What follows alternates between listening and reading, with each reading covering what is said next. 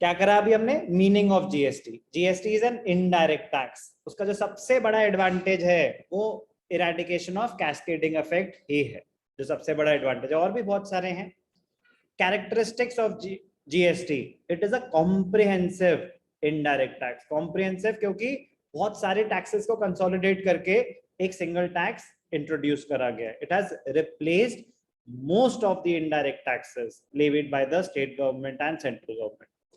It can be collected or charged by a registered taxpayer. आपको GST में अलग से रजिस्ट्रेशन करानी पड़ती है। अगर आपके पास जीएसटी नंबर नहीं है, आप जीएसटी कलेक्ट नहीं कर सकते। It is a value added tax. Value added tax का मतलब जितनी आप वैल्यू ऐड करोगे उतना ही आपको एडिशनल टैक्स पे करना पड़ेगा। जो आप ऑलरेडी टैक्स पे कर चुके हो उसका आपको बेनिफिट मिल जाएगा। GST is a value added tax since GST paid input GST is set off against GST collected. It is a value added tax. Interesting point, it is a destination based tax. ये सब बेटा objective type question में बन सकते हैं। Destination based, destination based का मतलब होता है जब सामान बिक रहा है at the time of sale. GST कब पे होगा, at the time of sale for supply of goods.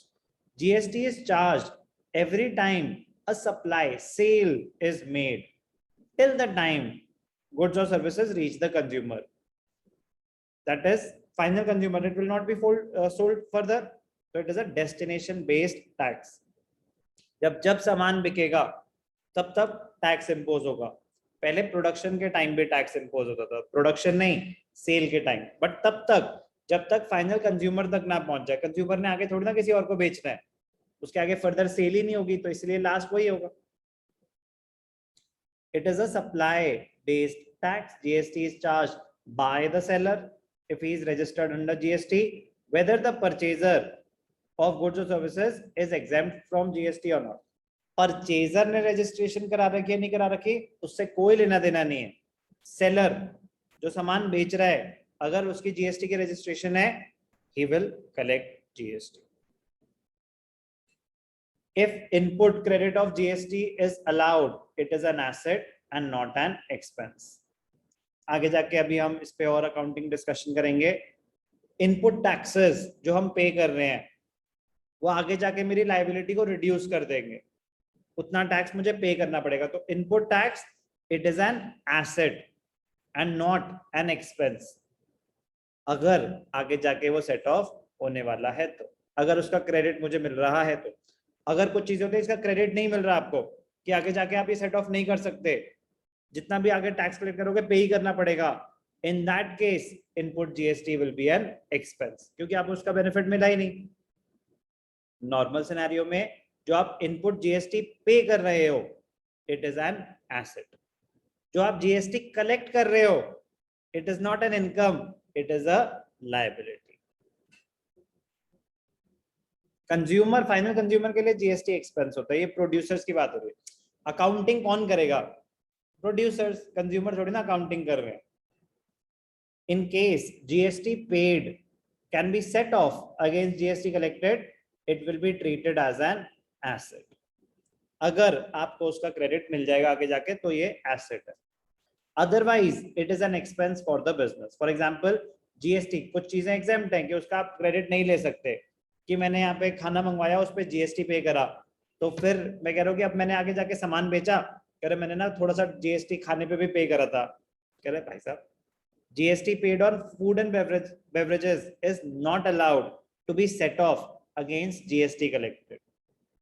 In such case GST paid on GST paid जो मैंने फूड पे, अगर 1500 का फूड था, 100 रुपए लेट अस अज्यूम उसके ऊपर टैक्स था, वैसे 5% रेट होता है बट इग्नोर दैट। 1500 का फूड था, 100 रुपीज जीएसटी भी लगा तो 1600 का बिल आया, मेरे तो इनपुट टैक्स है, मैं तो पे कर रहा हूँ। कह रहे भाई साहब आप पे कर रहे हो बट आप उसका क्रेडिट नहीं ले सकते। कुछ हमारी एग्जेम्प्टेड लिस्ट है जिसका आप क्रेडिट नहीं ले सकते, तो जिसका क्रेडिट नहीं ले सकते उस केस में इनपुट जीएसटी एक्सपेंस हो जाएगा। जिसका क्रेडिट ले सकते हो उन केस में इनपुट जीएसटी आपका एसेट हो जाएगा। एसेट हो या एक्सपेंस हो, जर्नल एंट्री में तो आप डेबिट ही करेंगे, बट एसेट क्यों, आगे जाके आपको उसका बेनिफिट मिलेगा। एक्सपेंस क्यों? कह रहे इसका क्रेडिट नहीं मिलेगा। सर जीएसटी बोलो। सर परचेज रिटर्न पे भी जीएसटी मिलता है वापस? परचेज रिटर्न पे जो हमने जीएसटी पे कर रखा था वो रिवर्स हो जाता है। Okay sir. आ जाएगा अभी अकाउंटिंग ट्रीटमेंट में। जब हम सामान खरीद रहे थे तो हमने जीएसटी पे करा, तो अगर वो रिटर्न में वो रिवर्सल ऑफ जीएसटी होता है। Okay sir. आ जाएगा तो ये। बोलो। सर 6th पॉइंट अच्छे से समझ नहीं आया, एक बार वापस थोड़ा एक्सप्लेन कर देना। देखो अभी हमने कहानी सुनी कि GST is a value added tax. Value added tax का मतलब जो आपने टैक्स पे कर दिया, फिर जब आप आके जाके सामान बेचोगे तो आपको उसका क्रेडिट मिल जाएगा, सेट ऑफ हो जाएगा। Yes sir. वो कह रहा है कि हर बारी सेट ऑफ नहीं मिलता। अब जब मेरी स्टेशनरी की दुकान थी, मैंने स्टेशनरी का सामान खरीदा और स्टेशनरी का सामान बेच रहा हूं, तो जो मैंने स्टेशनरी का सामान खरीदा उस पर जो टैक्स पे करा इनपुट टैक्स है, बट वो मेरा एसेट है। क्यों है मेरा एसेट? क्योंकि आगे जाके जब मैं सामान बेचूंगा स्टेशनरी का, जो मैं टैक्स कलेक्ट करूंगा, मुझे पूरा का पूरा गवर्नमेंट को पे नहीं करना पड़ेगा, क्योंकि मैं कुछ ऑलरेडी पे कर चुका हूं। तो जो मैं टैक्स ऑलरेडी पे कर चुका हूं उसका बेनिफिट मिल जाएगा मुझे। Yes sir. तो फिर उस केस में input GST will be considered as an asset, जब आपको उसका क्रेडिट मिल जाएगा। कुछ केसेस ऐसे होते हैं जिसमें इनपुट जीएसटी का आपको क्रेडिट नहीं मिलता। कह रहे जैसे कि कह रहे कि आपने खाने पीने का सामान मंगवाया, तो उस केस में आप उसका क्रेडिट आगे नहीं ले सकते कि आपने खाने पीने का सामान मंगवाया। आगे आप स्टेशनरी बेच रहे हो, तो स्टेशनरी पे जो आपने जीएसटी कलेक्ट करा आपको पूरा का पूरा गवर्नमेंट को पे करना पड़ेगा। आपने जो खाने पीने के बिल पे जीएसटी पे करा उसका बेनिफिट आप नहीं ले सकते। तो अगर आप बेनिफिट नहीं ले सकते, उसके पे तब भी इनपुट जीएसटी हुआ था, दोनों केसेस में इनपुट जीएसटी हुआ था। अगर आप उसका बेनिफिट ले सकते हो तो उसका नेचर होगा एसेट, अगर उसका बेनिफिट नहीं ले सकते तो उसका नेचर होगा expense. Okay sir. Input credit of GST paid is allowed, अगर आपको उसका क्रेडिट मिल रहा है then it is an asset, if it is not allowed then it is an expense. Clear? Yes sir. GST collected is not an income but a liability. GST collected, charged, it is a liability because it is collected on behalf of the government. GST मैंने सामान बेचा तो जो भी मैं tax collect कर रहा हूं it is a liability for me, मैं गवर्नमेंट के बिहाफ पे कलेक्ट कर रहा हूं, मुझे आगे गवर्नमेंट को पे करना है। तो जीएसटी कलेक्टेड का नेचर क्या होता है? It is a liability. कोई डाउट? No sir. लाइबिलिटी है। अगर मैंने कुछ ऑलरेडी टैक्स पे कर रखा है जिसका मुझे बेनिफिट मिल जाएगा इनपुट टैक्सेस, तो उतने पैसे मैं काट के गवर्नमेंट को दूंगा।